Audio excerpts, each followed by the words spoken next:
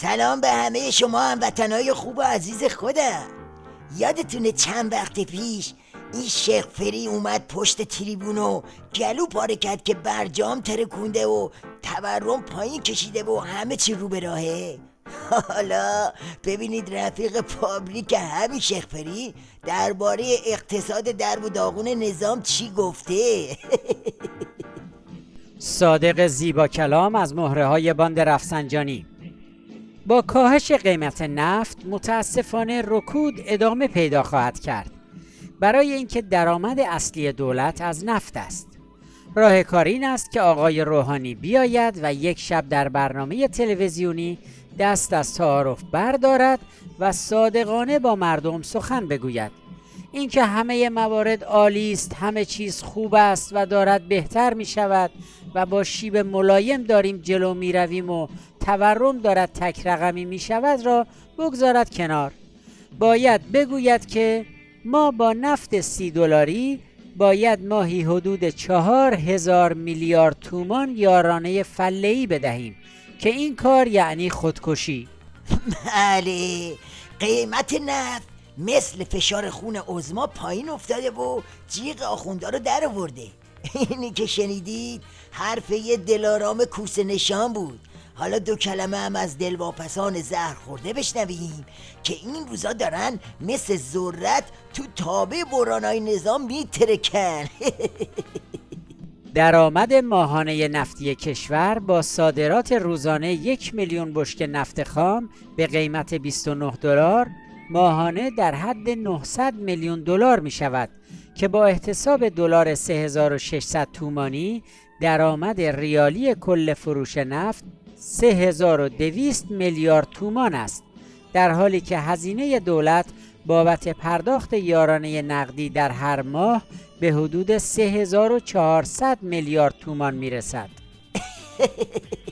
اینم از اقتصاد آخوندی تو دوران پسا زرخوران. این همه نرمش و گردش و چاکنم و مخلصم کردن تا شاید تحریما برداشته بشه و راه نفس و عظما باز شه. اما اینطور که پیداست تحریما به توان 2 شده. حالا دیگه این جنازه رو هیچ جوری نمیتونن سرپا کنن.